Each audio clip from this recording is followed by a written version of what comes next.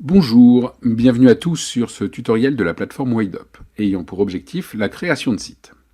Ce thème a été scindé en 4 parties. La première, que nous vous présentons dans cette vidéo, vous explique comment gérer les paramètres généraux de votre site. Si vous avez bien suivi nos recommandations, vous avez déjà créé au moins une galerie dans le gestionnaire d'images et vous y avez déposé vos fichiers haute définition. Vous avez également créé un ou plusieurs articles, ou bien vous avez conservé les articles créés automatiquement lors de votre inscription. Si vous n'avez pas fait ces 2 étapes, nous vous conseillons de les réaliser avant de poursuivre ce tutoriel. Pour vous y aider, vous pouvez consulter les didacticiels à ce sujet, disponibles sur notre chaîne YouTube ou dans la rubrique d'aide sur votre tableau de bord si vous êtes déjà inscrit. Pour commencer la création de votre site, à partir de votre tableau de bord, nous cliquons sur Gestion de site. Nous voici sur la première page de la création de site, où nous allons pouvoir choisir le thème de présentation. Pour le moment, il y en a 3. À noter que ces 3 thèmes ont été conçus en personnalisant un seul et unique thème de départ. Si vous regardez les aperçus, cela vous donne une bonne indication de la capacité de personnalisation que nous avons intégrée dans la plateforme et que vous découvrirez dans une prochaine vidéo.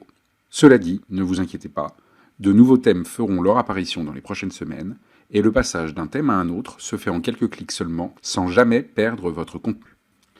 Pour choisir un thème, nous cliquons dessus, ici le premier.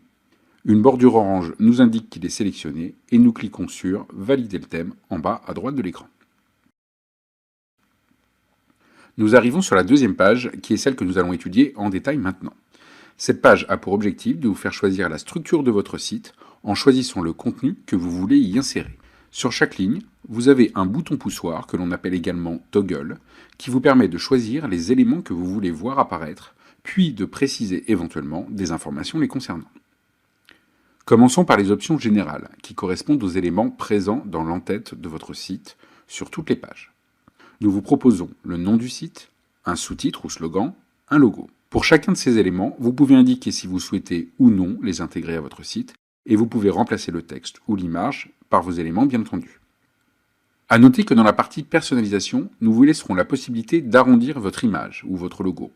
Si vous voulez par exemple mettre une photo de vous comme logo, vous pouvez mettre une photo carrée, et dans la partie personnalisation, nous pourrons l'arrondir pour la rendre plus dynamique. Attention, si vous mettez une photo rectangulaire, les fonctions d'arrondissement la rendront ovale. Dans la section suivante, vous allez devoir choisir ce que vous voulez mettre sur votre première page. Les options sont nombreuses et il est important de savoir ce que vous voulez que vos visiteurs voient en premier lorsqu'ils arrivent. Les éléments sont présentés dans l'ordre dans lequel ils seront insérés sur votre page. La première possibilité est un élément graphique. Vous avez le choix entre aucune image ou une image fixe.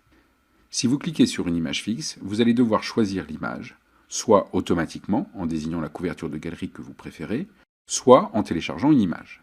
Par défaut, nous avons une image chargée dans le thème, et comme vous pouvez le voir, un format plutôt panoramique permet d'avoir une page plus dynamique tout en conservant une grande image. Ici, nous allons choisir d'insérer la couverture de la galerie Animaux. Les possibilités suivantes sont la phrase de bienvenue, un texte de présentation et les couvertures de vos différentes galeries. Pour chacune de ces possibilités, vous devez juste dire oui ou non en faisant glisser le toggle. Vous pourrez modifier l'aspect et le contenu de ces éléments dans la page de personnalisation. Regardons ensuite ce que vous souhaitez mettre dans votre menu de navigation.